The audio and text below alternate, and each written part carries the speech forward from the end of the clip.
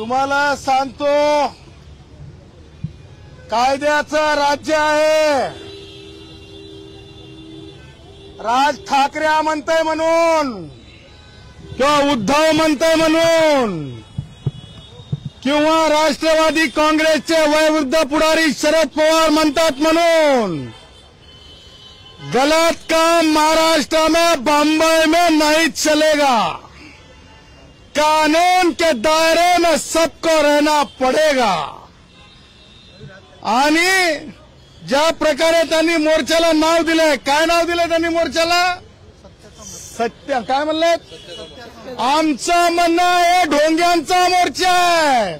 हा मोर्चा कुणाचा? ढोंग्यांचा. हा मोर्चा कुणाचा? हा मोर्चा कुणाचा? अरे 1 तारखेचा मोर्चा कुणाचा? अरे 1 तारखेचा मोर्चा कुणाचा? हा ढोंग्यांचा मोर्चा आहे.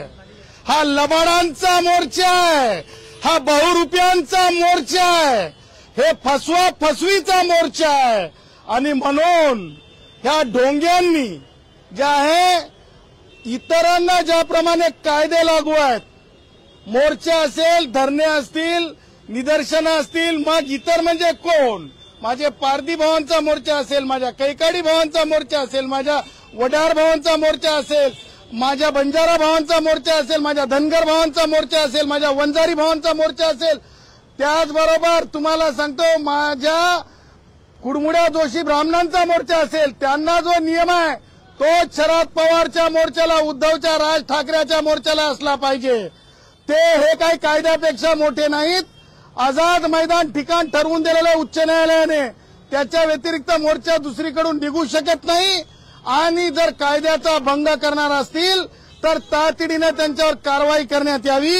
याकरिता आज आम्ही माननीय डीसीपी झोन 1 मुंडे साहेबांना, त्याचबरोबर पोलीस आयुक्तांना, त्याचबरोबर राज्य सरकारला जे आहे आम्ही तक्रारी दाखल केलेल्या आहेत. आणि हे तक्रारी दाखल करत असताना आम्ही महत्वाची एक गोष्ट याच्यात नमूद केलेली आहे, ती ही आहे, शरद पवारांच्या या वयामध्ये शरद पवार हे भारताचे म्हणजे कोणते कोणते मंत्री होते? ते कृषी मंत्री होते, परत महाराष्ट्राचे मुख्यमंत्री होते, संरक्षण मंत्री होते. शरद पवारांना एवढं उलगडू नये, एवढं सुचू नये. राज ठाकरे तर जाऊ द्या, कशातच नव्हता, इकडे तिकडे म्हणजे राजकारणामध्ये हातचाला एक आहे ते राज ठाकरे. त्या राज ठाकरेबद्दल मला म्हणायचं नाही, पण शरद पवारला सुचू नये. शरद पवार मला सांगा, तुम्हीच होते ना, तुमचे लोक ईडीच्या कार्यालयावर जाणार होते, मी लाईव्ह येऊन बोललो होतो जाता येणार नाही.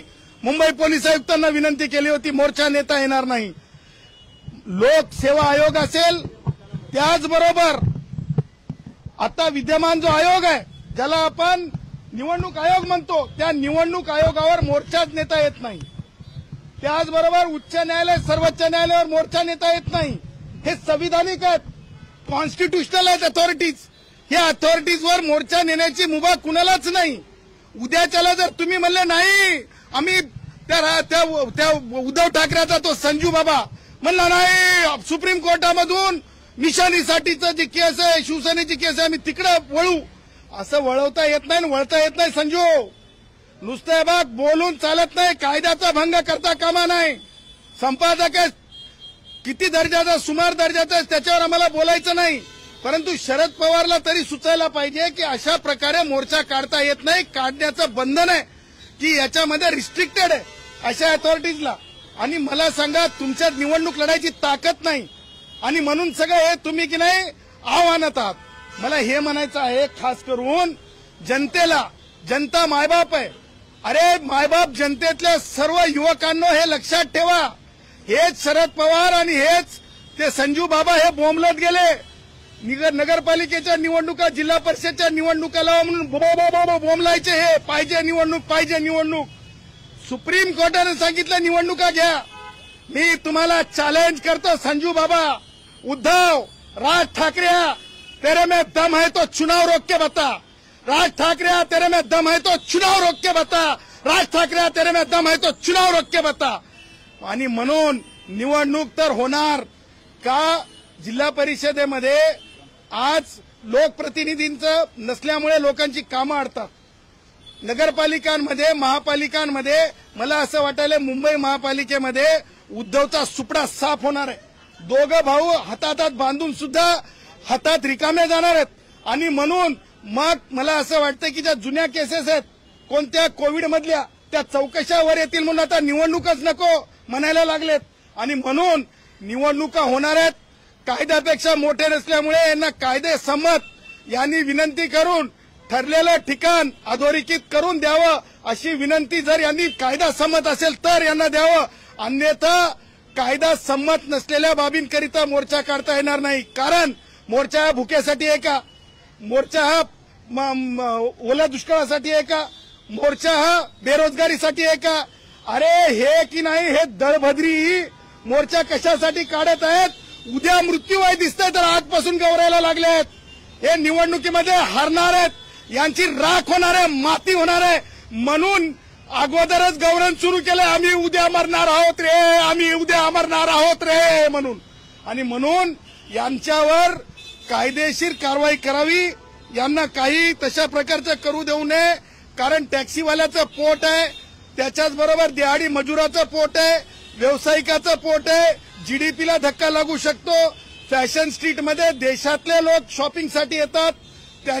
त्यांच्या रोटी कपडा मकान जो त्यातून चालतो चटणी रोटी त्याच्यावर असर होऊ शकतो.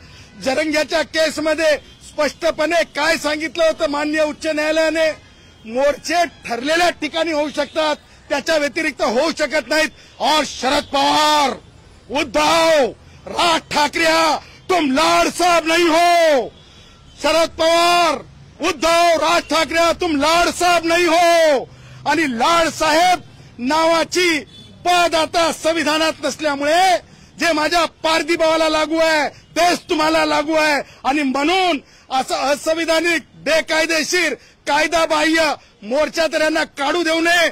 आणि जर यांनी काढण्याची परवानगी मागितली आणि कायदा संमत असेल तर आझाद मैदानाच्या बाहेर जर हे कुरकुर करू लागले, डुरडूर करू लागले तर यांच्या कायदेशीर मुचक्या बांधा असं आम्ही या तक्रारींमध्ये म्हटलंय. आम्हाला माननीय डीसीपी साहेबांनी स्पष्ट सांगितलंय, कायद्यापेक्षा कोणाला सुद्धा परवानगी देण्यात येणार नाही. कायदा संमत जर अर्ज असेल तरच परवानगीचा विचार होतो. कायदा संमत नसेल तर परवानगीचा विचार होत नाही. अगदी अधोरेखित करून सांगितलेलं आहे. कायद्याचं राज्य आहे. मला असं वाटतंय शरद पवारांच्या वैचारिक खिडक्या डोक्यातल्या खुलाव्यात ही एक भावना आहे. राज ठाकरेंचं राजकारण तर मी तुम्हाला सांगितलंय ते की नाही हातचं आला एकच आहे, त्याला काही कळो की न कळो. परंतु ते कार्टून काय काढते ते उद्धव काय काढते, हा सुमार दर्जाचा व्यंगचित्रकार उद्धव, त्याला कळो की न कळो. परंतु शरद पवारनं तरी तातडीनं भूमिका बजवावी की खरंच निवडणूक आयोगाच्या विरुद्ध मोर्चा निघू शकतो का हे शरद पवारांकडून मला ऐकणं अपेक्षित आहे. यापूर्वी पण जरांगेंना परवानगी नव्हती, मात्र त्यांच्या मोर्चा निघालेला होता. आपण मुंबईमध्ये ठिकठिकाणी रस्ते बंद पण पाहिले होते.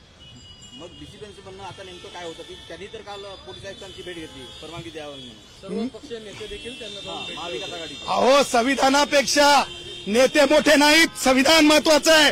कायद्याचे रक्षक असले पाहिजे नेते, कायद्याचे भक्षक नसले पाहिजे नेते, हेच संविधान सांगतंय. आणि मोर्चा कशासाठी आहे? आणि तुम्हाला सांगतो भुलभुलैया करून युवकांनो लक्षात ठेवा, जरंग्यानं मोर्चा काढला म्हणून त्याचा कित्ता गिरवू नका. जरंग्याच्या काळात किती नुकसान झालं, काय झालं अशी विचारणा उच्च न्यायालयाने केलेली आहे. लेकरांचं आयुष्य बर्बाद होत असतंय. शरद पवारला फरक पडत नाही. उद्धव ठाकरेच्या अवलादी काय करतात त्यांना फरक पडत नाही. राज ठाकरेच्या अवलादींना फरक पडत नाही. कष्टकऱ्यांनो हा राजकीय प्रपंच मांडलेला आहे यांनी. हे तुम्हाला सांगतो हा नैसर्गिक मोर्चा आहे. यांच्या भानगडीत पडू नका युवकांनो. यांच्या मोर्चाला पाठ फिरवा. अत्यंत नालायक विचाराचा मोर्चा आहे. या देशातल्या संविधानाच्या विरुद्ध हा मोर्चा आहे. संविधानाच्या विरुद्ध संविधानाला मोडीत काढणारा मोर्चा आहे असं आमचं स्पष्ट भूमिका आहे. तुम्ही डीसीपीची भेट घेतली, त्यांनी जे न्यायसंगत असेल ते करू किंवा परवानगी जे योग्य असेल तशा प्रकारे देऊ असं म्हटलंय. तर जर 1 तारखेला राज ठाकरेंचा मोर्चा निघतोय, तुम्ही अडवणार? मी तुम्हाला सांगतो भारताचं संविधान हे जरंग्यानं बघितलंय. जरंग्याला 3 वाजता गोधडी गुंडाळून जावं लागलं होतं. ह्याच शरद पवारला आणि ह्याच उद्धवला यांनी सुद्धा बंद मुंबई करायला निघाले होते, दारं उघडावं लागले होते, दुकानं बंद करू शकले नव्हते. म्हणून आज पुन्हा सांगतो, शरद पवार, आज तुम्ही निवडणूक आयोगाला टार्गेट करत आहात. लोकशाहीचा एक मोठा खांब आहे आणि तुम्ही जर तुमच्यामध्ये खरंच कायदेशीर काही आपुलकी असेल तर तुम्ही चॅलेंज का करत नाही? राज ठाकरेजवळ वकील नाहीत का चॅलेंज करत नाही राज ठाकरे? जर वोट चोरी नरेटिव्ह तयार करताय तर का जाऊन राज ठाकरे चॅलेंज करत नाही? का शरद पवार कोर्टात जाऊन चॅलेंज करत नाहीत? त्यांना माहिती आहे की ढोंग, तुम्हाला सांगतो, ढोंग ढोंग ढोंग ढोंग ढोंग पिटवत राहायचंय, त्यांना ढोंग ढोंग ढोंग दाखवत राहायचंय. म्हणून हा ढोंग्यांचा मोर्चा आहे.